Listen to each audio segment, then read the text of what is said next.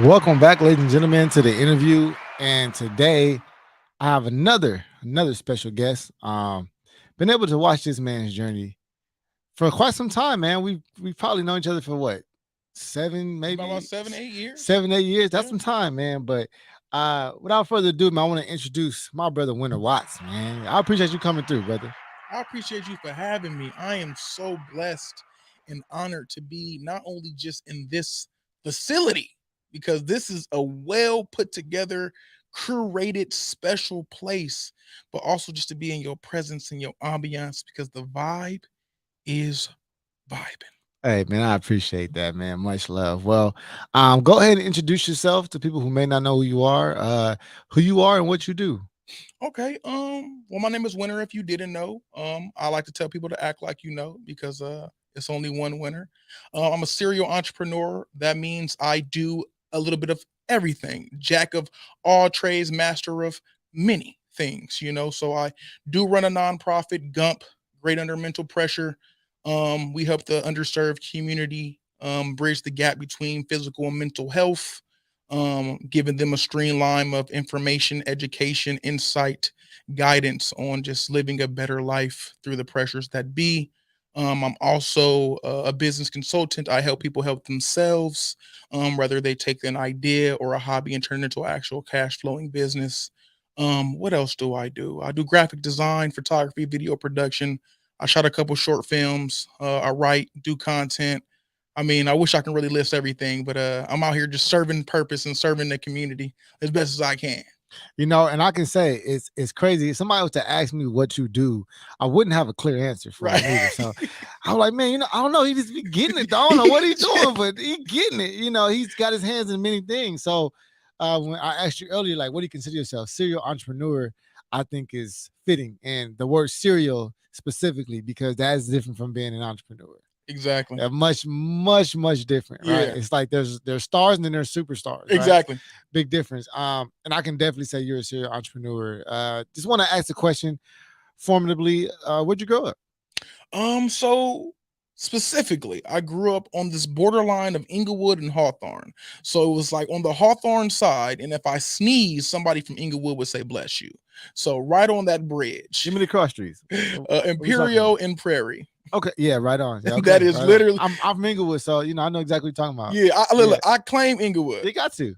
If I'm keeping it honest, You're not gonna claim Hawthorne. never. I People got like you. you went to Louisville. Yeah, I visited. Right. Okay, right. So, what was you grew up there most of your life, or was it late in your childhood? How much time you spent in that area? So I mean, majority of my life, and I'm gonna get deep real fast. I grew up majority of my life in Hawthorne, raised by my grandmother because my father is doing life in prison, and my mother passed away at 6 years old. When I was Wow. 6 years old, she was 33, from pneumonia, and at Wow. the time we lived in Lancaster for like 2 years.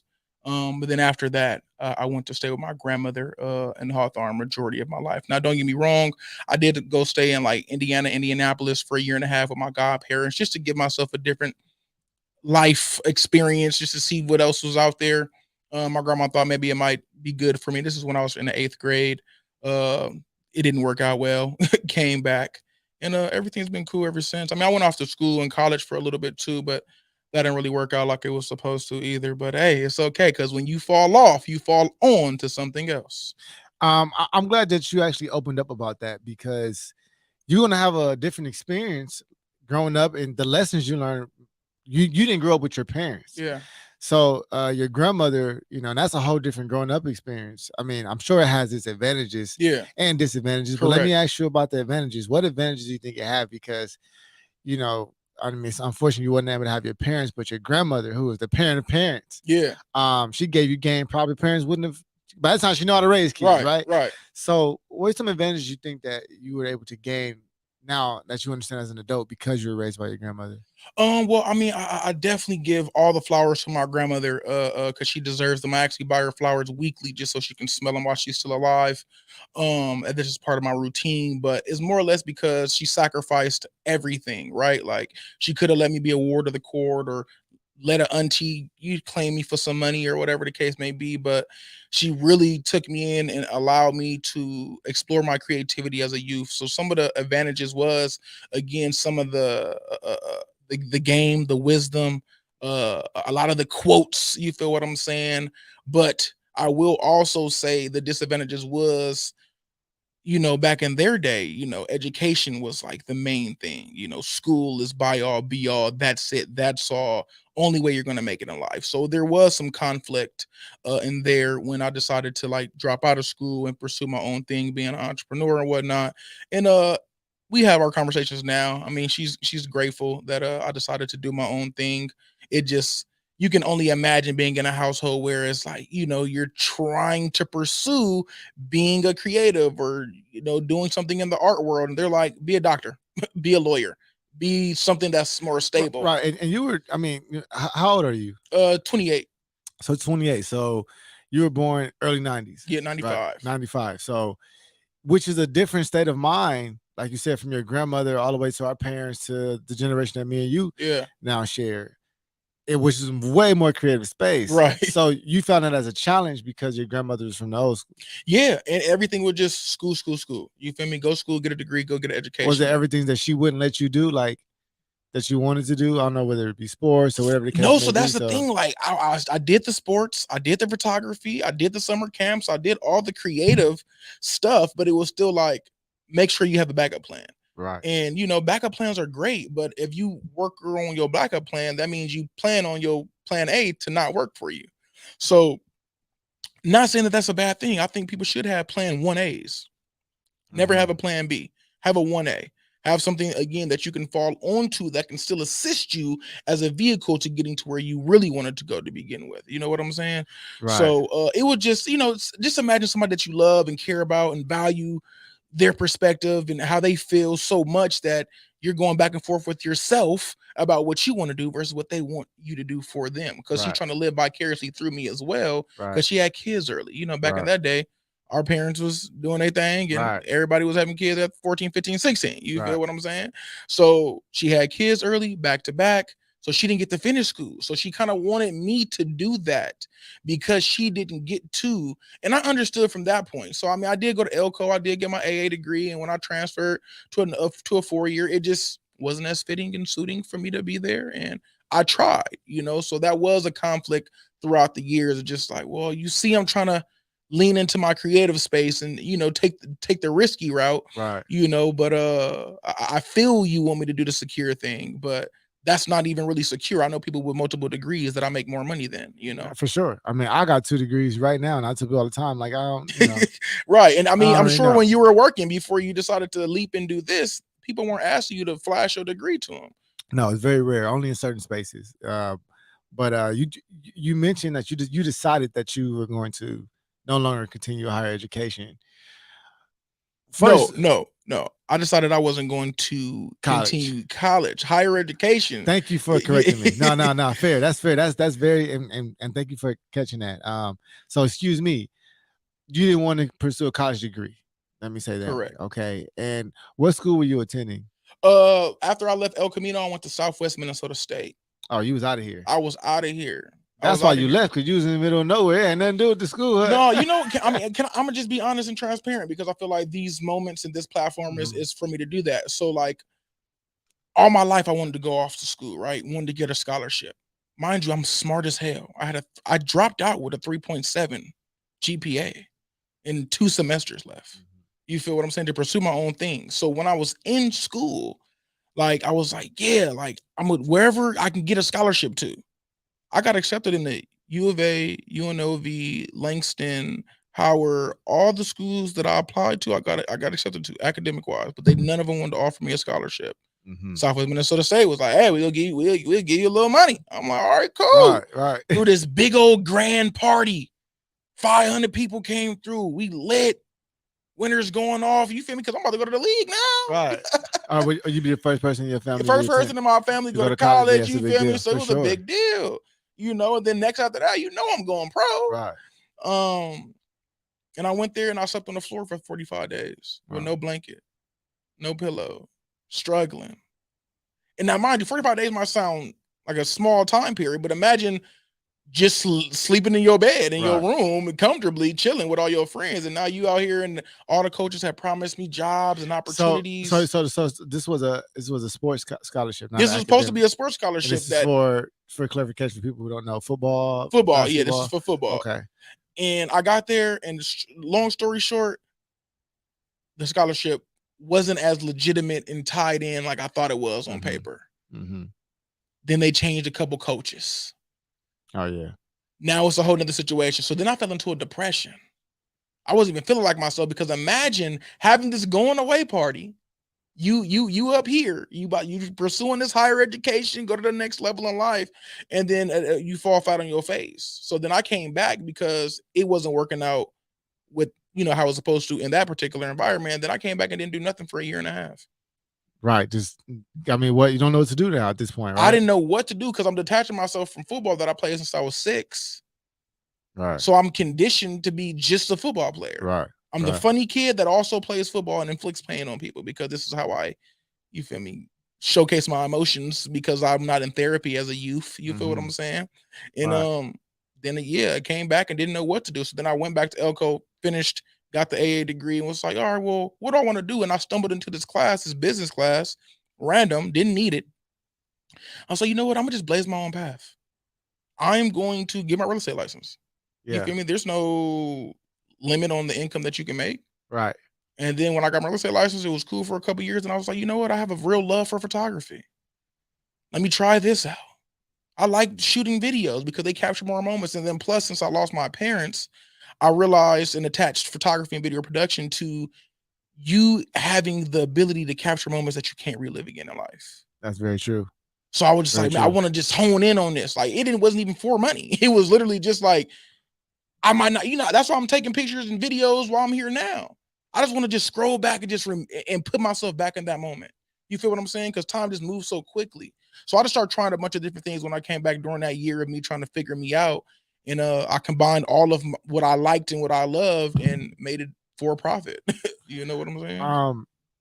You mentioned, earlier, well, you didn't mention, but we've been talking about, you being raised by your grandmother, which I think a lot of people, I was born in the late 80s, 88, and the whole 80s baby, whole thing cracked, a lot of us grew up with our grandparents. I was one of the very, very few who have both my parents. Oh, congratulations. No, thank you. Every time I see my parents, I take my hat off, literally. Like, I'm so glad that y'all figured it out during that damn crack. Boy, y'all could have been on it. You know what I'm saying? Whether it be selling or using it. Right. They didn't either. So nevertheless, they were separated, most of my life, but they were very present parents. So for you, Nina, and just seeing kind of how you are now as an individual, a person would see you and be like, man, he has some positive male figure. His dad had to be in his life. Right. And that he wasn't. Was there any other particular male figures that gave you that filled that void, an uncle or a mentor, or just you figuring out on your own? I have quite a few guides that God blessed me with in life, which I'm so grateful for, because that's what I feel like sports served its purpose in my life, right? Like, I wasn't supposed to make it to the league. I was supposed to help learn how to cultivate relationships. I was supposed to meet certain people that was going to be in my life for a long time.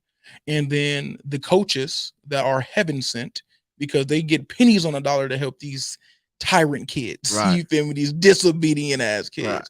Right. But they love us and they really pour into us. And some coaches took to me before they even knew my story. You feel what I'm saying? And then when they learned, like, damn, like, you came from some disadvantages, like, but I allowed that fuel that fire to fuel me. You know what I'm saying? And turned the disadvantage and made it an advantage, and made the struggle the strength of mine.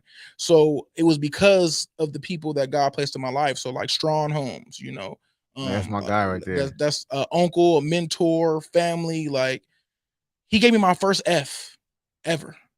Like, failed me in his class. Right. And I was like, what is this? He was like, only failed you because I know you can do more. I failed you because you're bullshitting. You're playing and you're on these people's level when you really on this level. And it's different things like that stick with you. Like, I call them all the time. Like, you was talking to me today. Like he don't even got to, like, because they ingrained so much, again, wisdom, that you don't got to talk to them often. It's the little stuff that they said already that it just resonate with you again. I had another coach when I went to Culver City High School, Sean Floyd. Love that brother. Like the embrace when I first met him, I just knew, I was like, man, this is a good brother. Like you, and then he just poured real into me. I love when people just keep it real, transparent, authentic with me, just so I can feel safe enough to do the same. You know what I'm saying? A lot of people are phony and fraud and giving you a persona and a version of them that they want you to have. Like he cried, he you feel me? He was open, he was vulnerable. You feel me? Like he showed me different things that most people would. Men are not supposed to do that. You feel me? But like he was show me what a real man looked like. You feel me? From my perspective, you know what I'm saying? Because everybody got their own perspective what a real man is defined as. But somebody that can stand on their own, communicate properly and effectively, lead, provide, you know, and multiple things. So those are two main people. Of course, there's tons of other coaches that are involved in my upbringing and shaping me as a human being, but definitely Sean Floyd and Strawn Holmes are top two. You know, I heard you mention something too. You said that you would deal with a lot of your issues physically, or you know, so or you were you a bully at a young age, or so it's interesting. So I took a different approach. I was a bully for the bullied. So like I would protect the people that got picked on, that couldn't defend themselves, defend the defenseless. I was giving hope to the hopeless, you know, a voice for the voiceless. So people that were weird or different, or maybe even had a disability of some sort. If somebody picked on them, I stood up for them. And that came with its own pros and cons. Early on, like early on, I was probably like 7th to 8th grade. This one I was just full with rage and anger. I got put on probation for like 1.5 years. And this is for fighting, for This is just beating up kids. Just beating up kids. And like you cut this boy in the handball court. This is not your turn. Right. Slapping you. So you was like the police. You feel me? But I was so respected. You feel me? Because I'm the funniest dude. The police. I'm the smartest dude. But then you feel me? Like what? I'm getting 2 lunches. Like you took his milk. Now you don't get nothing to eat. You feel me? That's I took the responsibility. Like, oh, y'all thought this was cool? Bet that. So it was so funny. So I didn't mention this mentor, but my probation officer in the 7th, 8th grade his name is Anthony Watts. So my name is Winter Watts, right? So everybody thought we was related. And it ended up just helping cultivate another relationship. So he helped guide me and shape me and give me a bunch of wisdom through my middle school life, and then like up until maybe like 9th grade, and then we lost contact. And then he found me on Facebook maybe like 4 or 5 years ago. A couple of my videos had went viral, just me doing motivational speaking, some comedy and stuff. He was like, I know this is not the same Winter that used to beat up little kids on the playground. I'm like, yeah, I'm different now. Like, what do you think that stemmed from? Like you having a rage and being essentially like the fighting Robin Hood for folks. Where did it do? I mean, you know, like, do you think it stemmed from maybe not having a father in the house or something like that? I would say, I mean, I could use that as an excuse, not having the father in the house. It's more or less the Black community doesn't always know how to express their emotions because we're not taught how to. Yeah. If we're raised in a single family household, it's usually by a woman. And we see how a lot of times women can just express themselves a little bit more freely than we can without being condemned or judged or dehumanized the same way.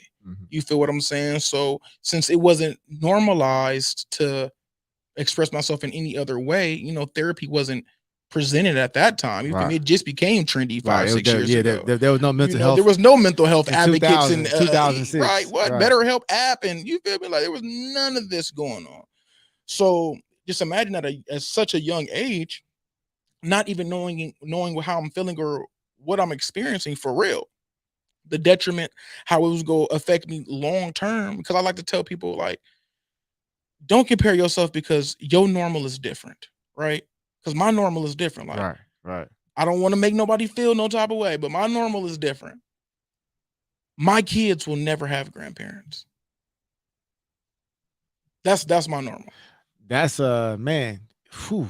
It's a fucked up reality. Yeah. So it kind of makes you move a little bit different. It gives you a different mindset. It gives you a different perspective. Now, unless I marry into a family that, is huge and woo, but, if we're banking on just that, how many two-parent households do we really know of? How many family are really families these days? Because I like, man, that's man, you got me thinking about that with that right there. And you mentioned that your father was incarcerated. Do you have a relationship with him? oh even yeah, though no, he we have is? a great relationship. Like he's a great dude, like wonderful guy. It's funny, right? Look, again, I'm using this platform to be very transparent. I was conceived in prison on a family visit.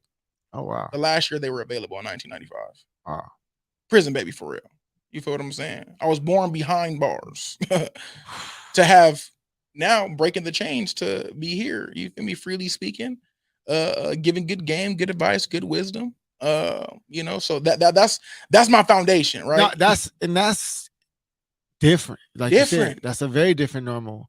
And you've had to grow up before you even conceived with your father incarcerated. And how has that been? What is that like? My mother traveled 4 different states, 3 different cities while she was alive for us to go visit him. We went everywhere. That's why again my normal is just it's just different. Like my conditioning is just different. I see things differently, not because I want to, because I have to. After she moved on, how was the relationship between you and father at that point? Was it strengthened or was Oh it man, I blamed him for a while. So like, we talked, like he called, he wrote letters or whatever, but I blamed him because my mother had got this surgery and the surgery didn't go well, and then she caught pneumonia because of the surgery. all right? So through the years, again, I'm young. I'm thinking that he advised, co-signed, suggested, this whole time. At least that's what my grandmother has said.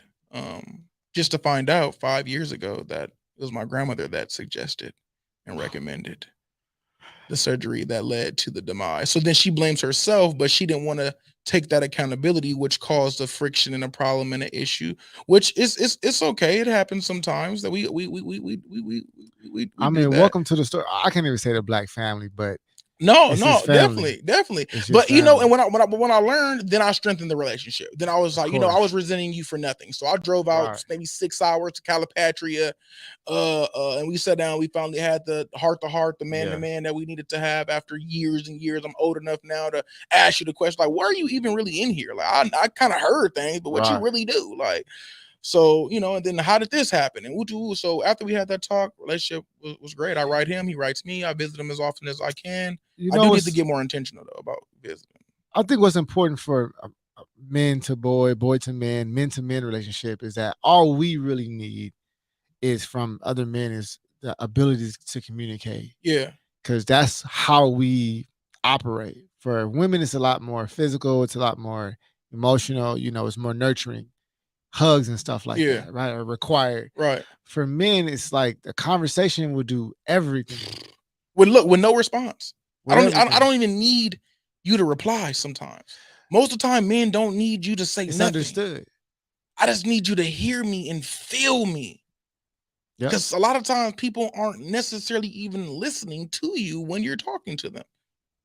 I need you. You don't even have to be going through what I'm going through.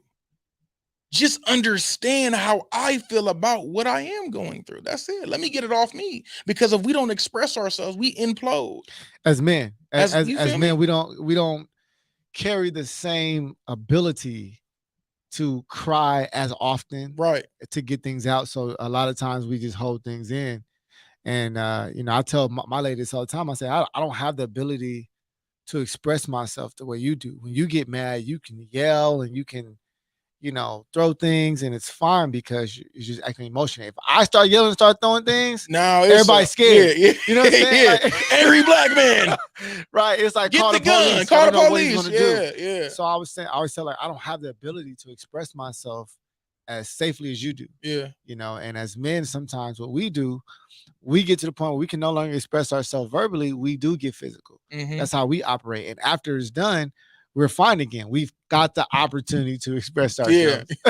Yeah. And we can shake hands and we can both be having a black No, eye. honestly, yeah. Like after it's done, it's done. It's like done. when I do have a great group of brothers, you know, like that blood couldn't make us no thicker, you know. Shout out to Nick, shout out to J. Lou, you feel me? Like, shout out to Gary. I really get to call these dudes at any time and express myself in any capacity. Like, it's nothing like having people you can actually trust not to be judged by. Analyze me. Because I trust you enough to be able to give me some good insight. Give me some constructive criticism. Don't just criticize me without granting me a solution. Because a lot of times we're talking about all of our problems. I'm a solutionist. I only want to talk about the problem for 5 minutes. Right. And then let's talk about how we go solve it, resolve it, and fix it. That's super important, man. The homie told me, no lie. The homie told me maybe the day before yesterday, I was on the phone. He said, you know what, Keith, bro, you know what your problem is, bro? He said, you're not organized. And I was like, man, you right. You know what I mean? So I appreciate those homies, like you said, that you can just have that conversation and trust it. Yeah. So you know where it's coming from. I want to change gears here, man. Man, I'm thank you for just being so vulnerable about your past and about where it brings you at today. Cause I think now we get into what you do as a career person. People are now going to understand the foundation of why maybe you think the way you think, the way you are, why you're so motivated, the way you're motivated. Cause they're probably looking at you like, why is this dude so on? Yeah. You know, and then now when they see where you come from and that you got to express that, it's easy to understand where some of those things stem from. Yeah. But let's talk about you as a career person. You were saying that as a serial entrepreneur, what some of the things that you've gotten your hands in? Okay, serial entrepreneur, you feel me, Mr. Do It All. You know, I don't know it all. I am the source of resources because if I can't help you, baby, I can send the help. I can find the help. I can find the assist. So what I'm doing right now, what I'm focused on, is really everything creative. Right now, I'll be as precise as possible. My main thing, if I'm going on list of priorities, is my nonprofit. Right. So me and my partner Dion, shout out to Dion Williams. We started this nonprofit a couple months ago. He does physical training, and I do a lot of wellness, mindset, life coaching, mentoring, stuff of that nature. So we decided to come together to help the underserved community with both of those aspects because it's mind, body, soul. You feel me? So you get the mind, you get the body right, the mind follows, you get the mind right for the body to do what it's supposed to do, and then the soul is intact, and then you got your synergy right. You know, so we decided to come up with a way to help bridge that gap on giving the insight and information and opportunities that are needed in these communities that we came from. Like, so we're taking kids to get their first passports, on their first trip out the country, seminars, healing circles, yoga events, group physical training, wellness events. And this is GUMP, correct? This is GUMP, Great Under Mental Pressure. You know, this is the hat that I got on, sweater. And so is it an in-school program, after school, is it extracurricular, just to kind of get for people out there to understand? So we actually have 2 after school programs right now. One's being implemented for Dorsey High School this summer. The other one is at Escuela. That's K through 5th grade right now in the Dons, Ladera area. We're there every week with the kids. We have a few pilot programs that we're working on to just work with like some of our youth adults and whatnot, because we want to work with all age groups and ranges. We are focusing on the kids first primarily, just so they can just have a better head start. You know, we don't want to catch them too late to where they're already kind of set in their ways and already conditioned to think or move a certain type of way. We want to give them while they're still impressionable. So what's some of when you guys do show up to the schools and operate your programs, what kind of things are the kids doing? Oh man, we got tons of activities. I mean, I love the kids. We love the kids. We do exercises. We do about 5-minute meditation.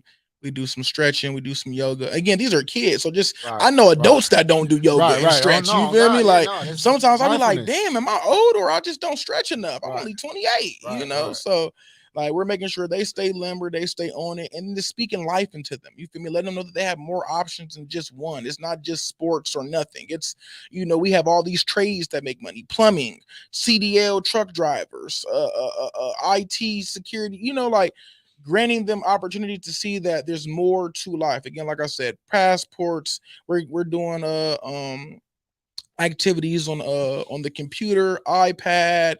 We're taking them on trips, LA Clippers games, Laker games, just giving them that brotherhood, sisterhood. Yeah, seeing what the world is really like outside of maybe the box or the area of the scope that they might be limited. Right, because most people, even that work, they go to work, go home. Yeah. Or they take the same route. I was telling my lady this morning, like, yeah, we got to change our routes. I don't care if it's a different way we drive home. We got to start. Let's get off the freeway a little earlier or something. Yeah, anything. We do something, right. Yeah. We got to take different routes. So I'm glad that you actually take that approach to show them things that they may not have seen, because you can't be it until you see it. Correct. That's just reality. Like, it's like, think of a color you've never seen. It's impossible. Yeah, you don't even know it exists. You don't know where to start, right? You don't know what you don't know. Exactly.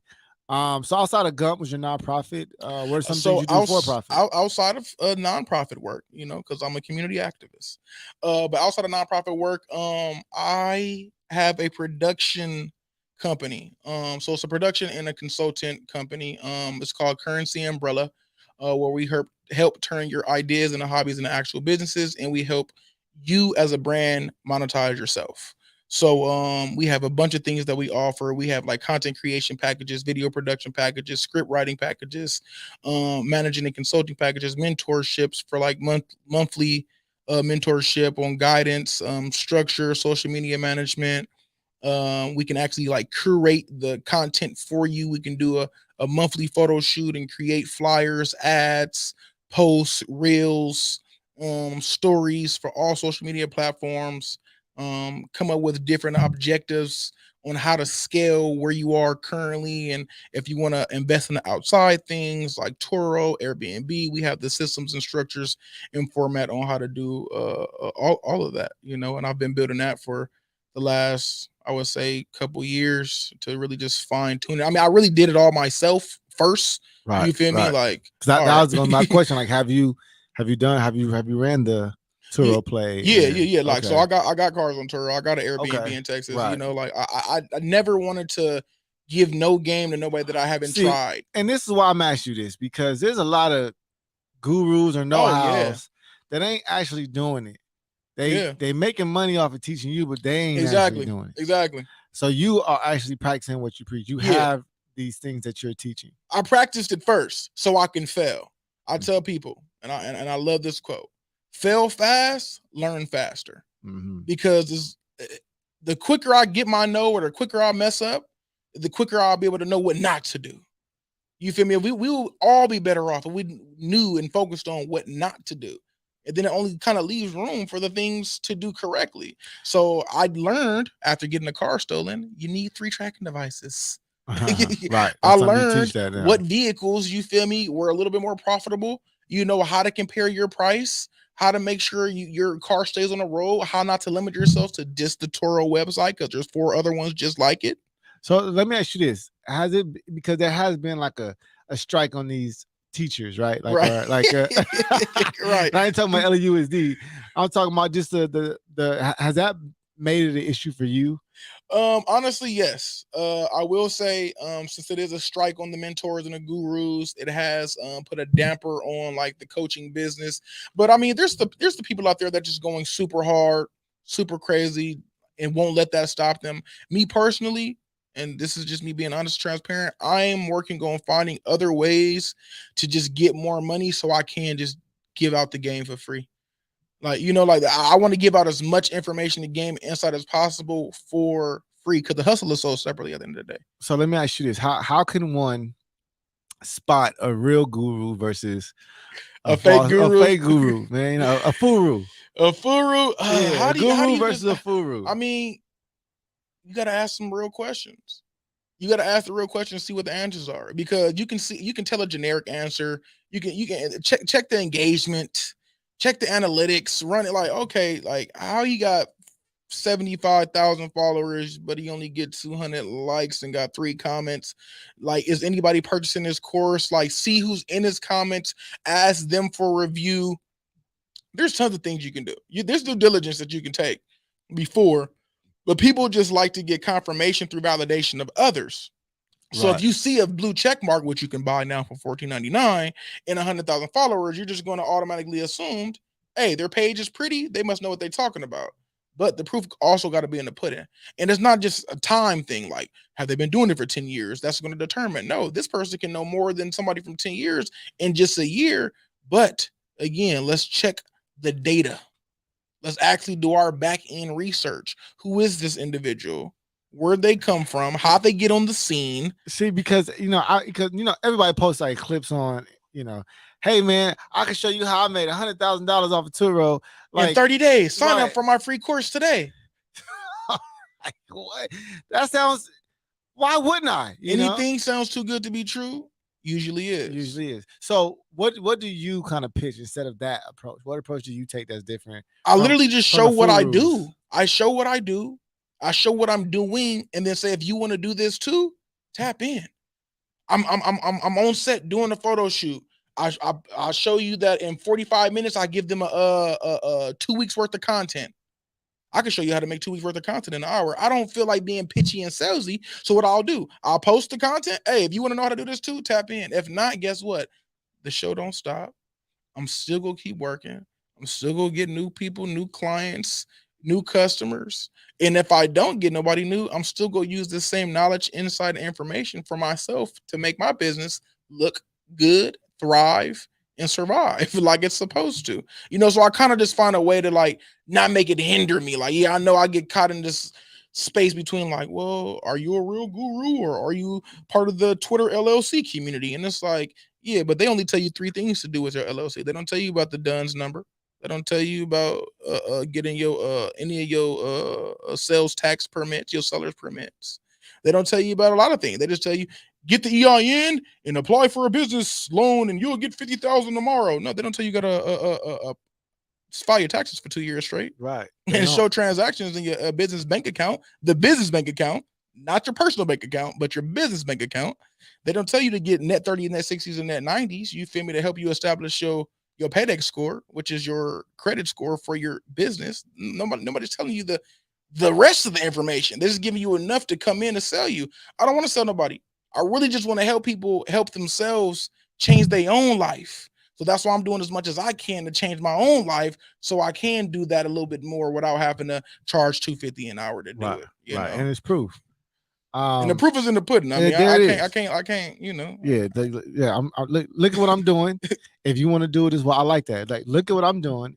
And you're not telling you gonna make $1 million. You're gonna say, right. Hey, I don't put no dollar amount on it. At the end of the day, like the hustle is sold separately. So I can tell you everything right now. Yeah, you gotta really apply. You feel me? Either you go do it or you ain't. So I don't get mad because what you eat don't make me shit. I got a clothing brand. I can show you exactly A to Z how to start a clothing brand. So even from that, okay, the clothing brand, that's one of your other. Yeah. I mean, but see that's just like something that I do more or less for fun. I'll post a couple, maybe like 2 dozen items that I made because I'm a creative. Like I know how to do graphic designing. So like everything that I got on, I made the design. You feel me for it? Yeah. Like whatever it is. If you see me in something, if it's not a Nike or a white tee from Target, I made it. Right. So I just put like art and messages on articles of clothing, and then some people rock with it, some people don't. But I'm only talking to my people at the end of every day. Right. And you gotta wear something. Yeah. And look, and I like it. Right.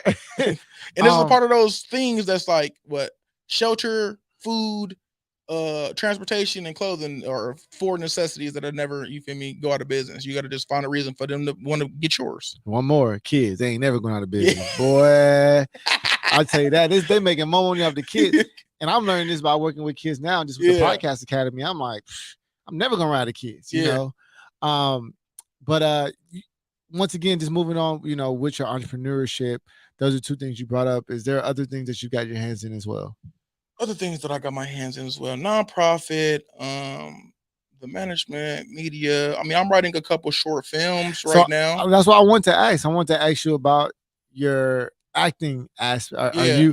Are you pursuing that? Or are you just making videos? What's Okay, happening? so at first I was just doing skits. I was just doing skits on YouTube. My god sister is super famous. Shout out to Sade, you feel me? Big Jaw, Fawn, all them, you feel me? I was just in their videos and they're fucking killing it on YouTube. They're killing it on YouTube and Facebook. And I was doing it for fun because I'm a character. And then one day, shout out to Stephen Barrington. He told me, like, hey, you should take this a little bit more seriously. I was like, He was like, nah, come to my acting class. So I went to a random acting class one day, 6 months ago, and we had to do 3 emotions, 1 scene. I cried in front of 50 people that I'd never met before on cue. And I said, you know what? Michael B. Jordan gonna have a problem with me. You feel me? So yeah, I started pursuing acting after that. So I mean, I just like started doing that like the last, again, 6 months, but I've been doing the video things for like years. So I decided to actually take it serious. I wrote, produced, and starred in my own short film. You feel me? Shout out to Currency and brother J. Lou again, K3 Films and Production. You feel me, for all the assists. Pressed Out Media, Martevic, for also helping come through with audio, lighting, and all that. But we was able to produce that in 14 hours, a 12-page script, all on our own, you know, 0 budget, all our own equipment, all our own everything. And I was like, you know what? I love this. I really like this.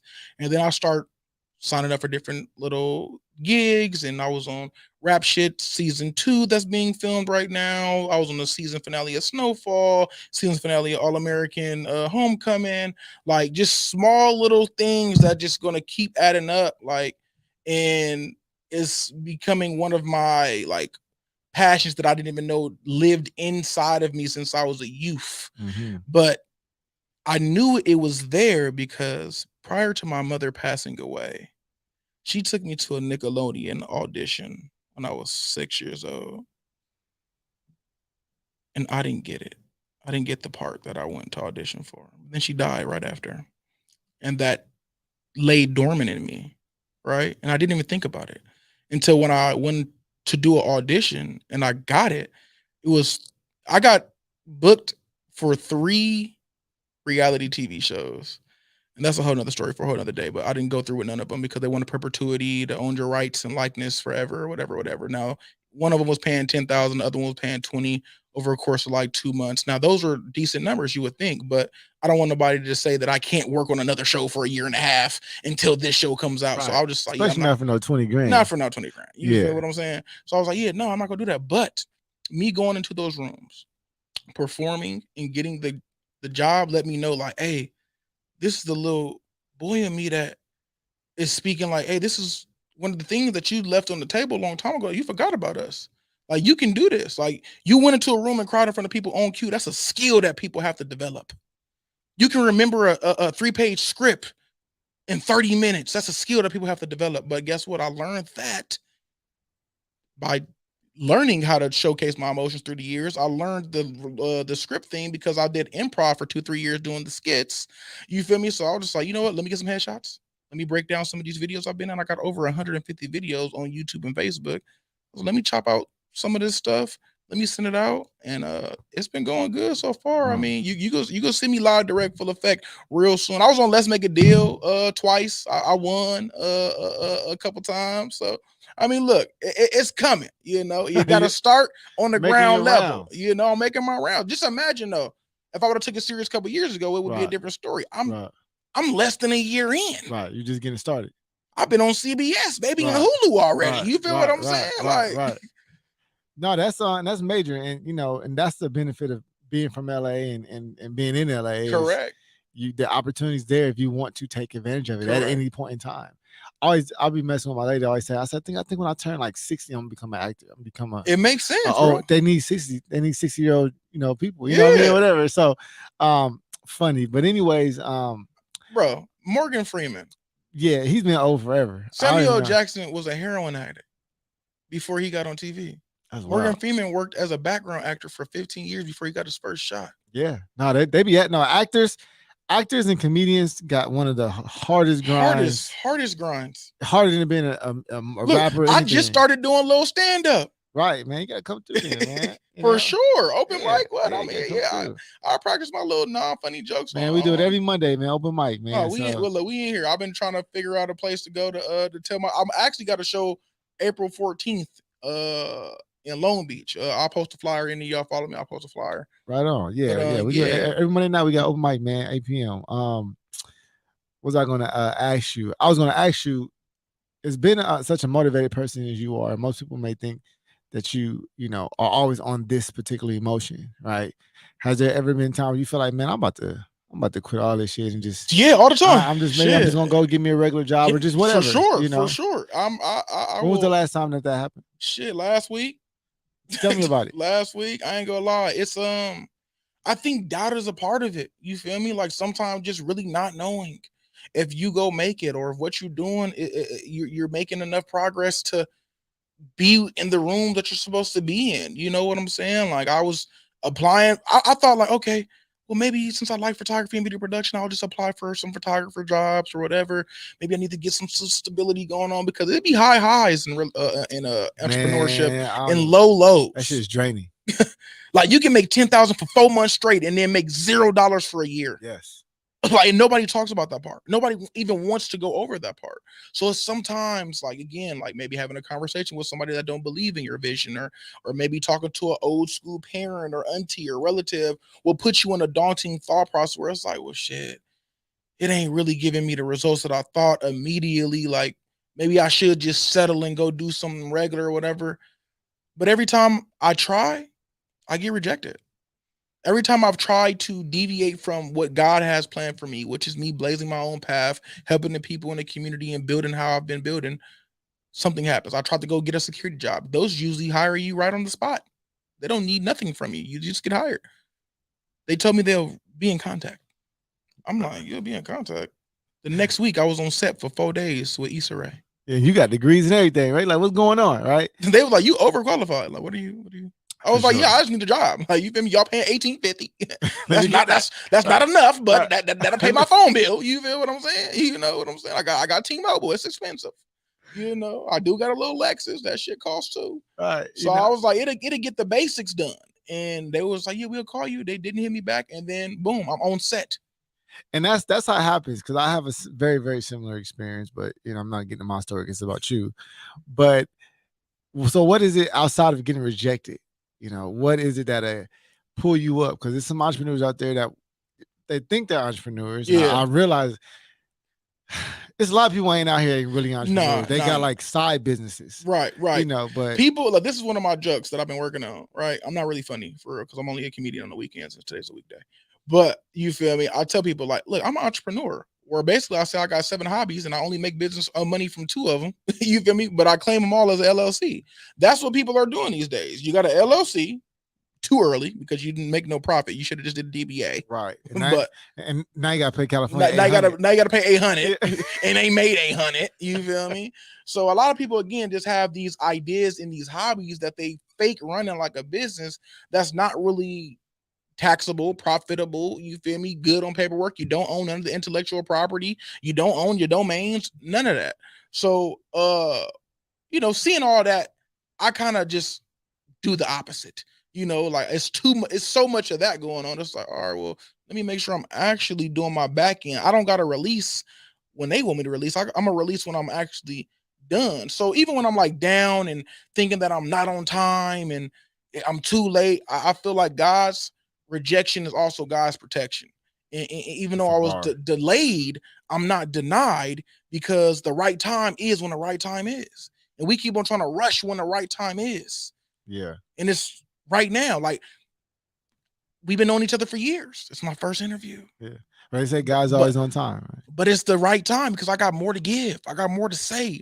You feel what I'm saying? This is a better dialogue and conversation than if you would have talked to me 4 years ago. I wouldn't have had as many experiences. So if somebody is out here want to start a business, what's some advice you would give them? They're fresh start. All they have is an idea. All they have is an idea. Let me just say, t-shirt. That's just easy one. Easy for anybody to understand, right? I want to start a clothing brand, a t-shirt brand. What should I do first? You want to start a clothing brand? Identify who you're talking to. My first clothing brand, I wanted to talk from people from 8 to 80. a business is no longer in Right. business. It's too wide. Right. Because you have to talk to people that understand the same language. Even Okay. when you're talking to people in a certain age group, because when you're looking at your demographics, it only has to be a 10-year gap. So from 18 to 28. Mhm. But then males and female, their messaging is going to be different. Mhm. So find out who you're talking to, how you're going to communicate to them, and then how your mission, statement, or message can be conveyed with no words. So whether that's the logo, whether that's the design work, whether that's how the garments are actually curated and pieced together, are they sold from scratch? You feel Okay, me? so okay, so I got my t-shirts, right? I'm gonna sell unisex t-shirts with, Okay. it's gonna say live well on the front. Okay. Right. So now what I do, I got my logo, it's basically live well. Live well logo, boom. What do I do? So now you get all your intellectual property. You get your Instagram, your Twitter, your Facebook, your YouTube, all with the same name. You got to have uniformity. Don't if you can help it, don't do no underscores and dots and periods. Try to have the same name on all platforms so it's easier to find you. After you do that, make sure you have your website, the www. Very much vital and important. And after you do that, you can take two approaches. You can either drop ship or you can fulfill things yourself, depending on what your budget or financial situation is at that time. I would prefer people drop shipping to start off because it's less costs up front. It's just a monthly subscription to whatever the site is, Printful, Printify. You can use all of those websites to take that same logo, put it on there, no upfront production costs. You just make back end profit money, and that can be your initial view to see if people even like your messaging or if you're communicating properly to the people that you know that you're talking to, if they're receiving that, and then you take those funds and then start a LLC. See, and you got to the point before I even asked you. My next question was going to be, at what point should I start an LLC? You're saying have proof of concept first. Don't Proof just of have the concept, idea. yes, Because there's a lot of gurus out there exactly. that's telling people you should start an LLC. Yeah. And I'm like, not in California because it's going to cost you, right? Right. And then people are trying to, oh, well, I'll do it in Vegas. You don't have any taxes You're not doing to business in Vegas, evade. right? You feel what I'm like? Oh yeah, it ain't no taxes in Vegas and Texas, in right. Florida and tech, and you feel like, bro, you ain't even made $100. Just you trying to write it off.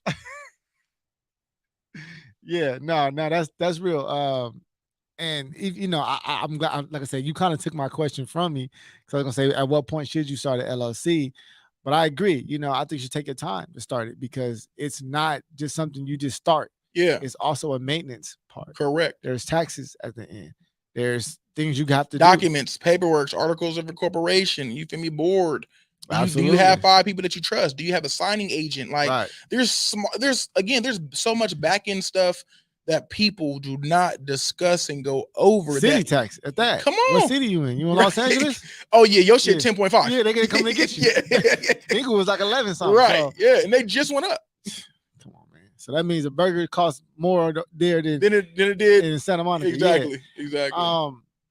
But along with those things, and I actually had a question because I want to just kind of get a base understanding what kind of advice that you give people, when they do come see you, Yeah. when they do sit down with you and they get your services for to be consulted on, how should I go about this? And I think that you definitely answered that in a way that everybody can understand, and I think that's actually most beneficial. Yeah. I always advise people, don't go out here and get an LLC first. Mhm. It ain't what you think it But is. it was after I got 2 LLCs that I realized, like, ooh, no. This ain't what you This think not it is. it. It wasn't until I lost 30,000 investing into a clothing business and sitting on inventory that I was like, okay, there's alternative solutions or alternative ways to do this. So that's why I tell people, I am your expedited step. I went through the fire. I went through the bullshit. I got robbed. I got scammed. I lost money. Man. So y'all don't have to. Y'all can at least skip those steps. No, that's true. Yeah, I've been through it all too. Every emotion. Yeah, it just didn't break. You feel what I'm saying? Shout out Nipsey Hussle. Right. Let me ask this question. If it's something that that you felt like you can change, and I the only answer you can't say is I wouldn't change nothing.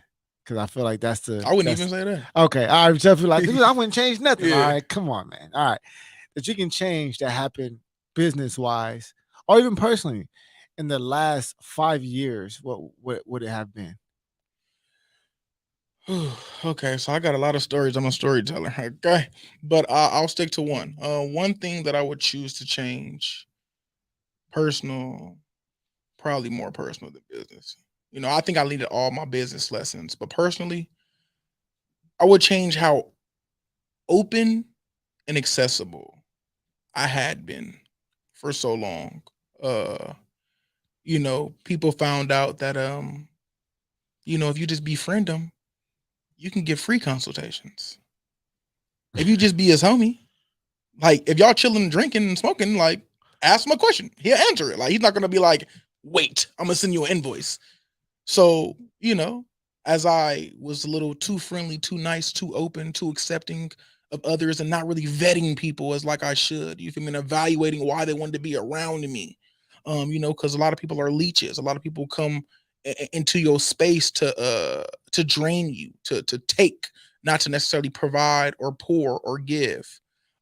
So it would just be keep my eyes a little bit more open to the dangers that be that are closest to me, you know. So Yeah. I've had a dude, I'm not gonna say no names, but I had a guy. We worked at a startup company together, and I used to sell hoodies at the startup company. I made $100 a day selling hoodies on top of what I was getting paid at the Mhm. startup.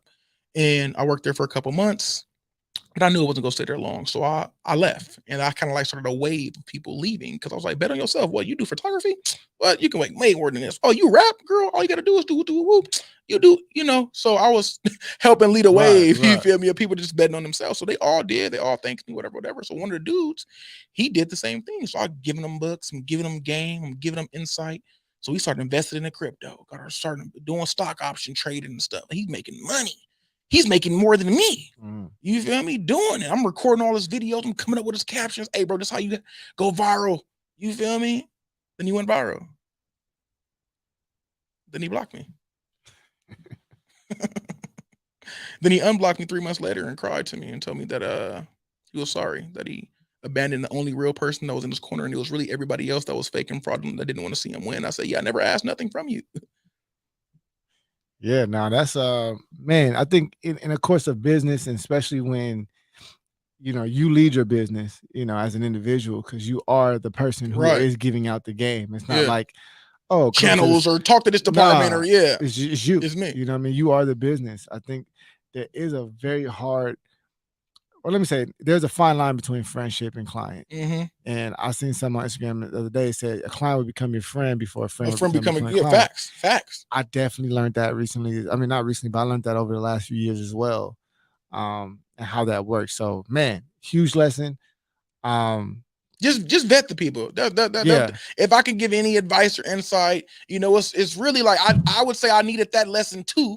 You feel me? For me to be able to have the perspective of yeah. to know, like, okay, moving forward, be weary of this because we was friends for 2.5 years before Mhm. he was like, "Yep, got what I needed. I'm I'm gone grown. now." I'm just Yeah. like, and it was so abrupt because I was giving him free merch, doing everything for not charging all my services that I charge for. You get because we're friends. Man, listen, let me tell you, man. When I first started the building my own stations and doing my own thing, uh I had somebody come in and I taught them everything because I used to teach people. My whole idea was, let me empower people Yeah, to because do, yeah, it's a new industry. Nobody doing podcasts. right, Nobody knows how this stuff works. This yeah, is devices using old school right, mixers, like yeah, So I ended up teaching her everything, and I showed her everything, and she ended up like leaving and started her own network, which I was fine with. Like, great. It didn't succeed, but she blocked me on everything. And I'm like, yeah, I ain't even like, tripping. right.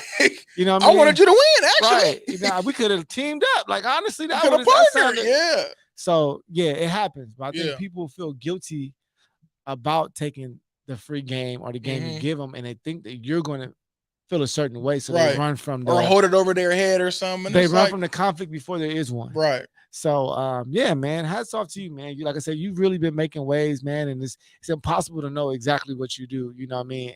And when people talk to you, and now that they've seen this, they're gonna have a better understanding. I think, man, they're gonna understand that you are a resource, like you said. Like, what do you need done? yeah. I can get it done. Yeah, You know what I small mean? businesses, individual businesses, real estate professionals, like like really whoever. Again, Yeah. like photography, video production, writing scripts, writing captions, content creation bundles. I mean, it's really a new lane. Right. You feel what I'm saying? Because people don't like to create their content, but if I can create a month's worth of content for you, why wouldn't you do that? Have you seen The Black Godfather? I actually have. Yeah, and I always forget the guy's name, but Forrest Whitaker. no, it wasn't Forrest Whitaker, but no, not the movie The Black Godfather. Oh, It was a documentary. Anyway, it was a guy. He knew everybody, and nobody ever knew oh, what he did. everybody knew who he was in the industry. Yeah, He but was no- the dude, but nobody Now like I knew yeah, exactly what yeah. he did. Like, how is it? Yeah, no, I heard. I He saw, I was saw the Obama and interview, everybody. right. Like, bro, who are you? You know what I'm saying? Right. But he was the ultimate connector. Yeah, You having him around, you have access to anything yeah, in the world because of his relationships. And I think that you definitely fit one of the, fit that mode of, yo, like you said, if I can't solve the problem, I can get the problem solved. facts. And I think that is so valuable. It's like a Swiss pocket knife, you know Yeah. what I mean? But for heavy artillery, you know what I Yeah, mean? yeah. So hats off to you, man. Like I said, I've been able to keep up with you for some time now, and the people we come across, and I know it's both, they speak highly of you. I only speak highly of you from what I've Appreciate you. seen and what I've know. And I got a question for you. I like to ask everybody before we get out of here. It's the Okay. most important one of the entire show. Is if this was your last day, because We never everybody know. get ones, and Yeah. everybody has one of those. Yeah. You guarantee what you're gonna have on this earth is the last day. That's Yeah, 100%. and taxes. Yeah, for sure. You know, two things. Death and taxes. Right. If it was, what is a message that you want to leave your friends, family, and loved ones? Man, last day, man. After you say this, ain't no more. There's nothing else to be said. You know what I'm saying? So give it to him. Damn, it's so much that you would want to say, right? Like, you feel me? Like, if it's your last moment, you would want to say it all. But if I just had to hit somebody with a good quotable, my friends and family, it would remember to always be who you truly are. And if you can't define who you truly are, sit in a room by yourself and evaluate exactly how you act and how you feel when nobody else is around looking, judging you, or you comparing yourself to others. And be that to the rest of the world, because the people that want you to be you are waiting for you. And a lot of times you keep on covering up, trying to be a version of you that you're not. And that's why we're not getting as far as we want to get. And everything that you want, everything that this universe already has aligned for you, you're already prepared for. Everything that you want, you're prepared for right now. You don't have to get ready because you're already ready today. And believe it. Don't just think it, don't just say it, but actually believe it. There it is. All right, man. Well, ladies and gentlemen, it's been a good time, and I appreciate you coming out for real, man. I thank you. Look, we got to do this again, man. We got to do this one more time. Matter of fact, yeah. And if y'all didn't know, again, y'all better act like y'all know. Go to the website, winterwatts.com. You feel me? To book a consultation, mentorship, any of those services. gumpnation.org for the nonprofit. If you want to donate, see our upcoming events. We have a nonprofit give back to the unhoused coming up in April. We have a yoga event coming up in April as well. We have an open mic happening in May. I'll be at the next open mic here next Monday. So, I mean, those are just a few things, man. Follow me on all social media platforms at Winter Watts, WINNERWATTS. Winter for a reason, not a season. If you didn't know, you better act like you know in the motherfucking building. Last thing, because I know people want to know this, is Winter your actual real name? Yes, Winter is my actual real government name. And I'll tell you the quick story behind it. My grandmother said that I was the first sperm cell to make it. No, for real. She said that I was destined to be successful in life. So the first 7 years of your life as a youth, that's when you are most impressionable and your subconscious is built. So anytime I would play a sport, go through something, or have something occur, tell the people to say my name and you hear it so often, it's kind of like you speaking that life into you. You feel me? That I am a winner. You know, that's why you got to talk in the present sense. Like, I am successful. I am this. So just thinking like, hey, I'm a winner because I was born like that. Like, So I you mean, can't like lose. your mother named you winner. My father, Your father named you. and my grandmother. Yeah, Wow. can't not give them the credit. But yeah, they named me WINN winner, WINNER Winner Watts. Yeah, it's just crazy. And that is why fathers are important, because even though Super he wasn't present, he still laid the foundation correct. to create a winner. Like and he still he still called, give Yeah. good game, lace me. You feel what I'm saying? If Yeah. y'all want a pen pal, you feel me? He needs some friends in there too. You feel me? They do got tablets in there now too. It's up. So you feel me? It's up. You feel me? I'll put some money on the books for y'all. You feel me? I'm tired of him calling me 3 times a day. God damn. Winner, man, I appreciate you. Thank you for being so vulnerable and sharing your story, man. It really was enlightening and it was heartfelt. Ladies and gentlemen, if you didn't know, well, now you do. You have just been introduced to Winner Watts.